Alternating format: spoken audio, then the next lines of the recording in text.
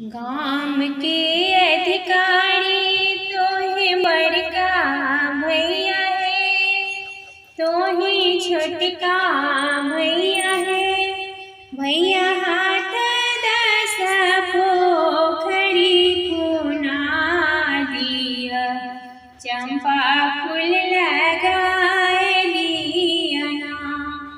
भैया हाथ दस पोखरी कुना दिया, चंपा फूल लगाए दियना।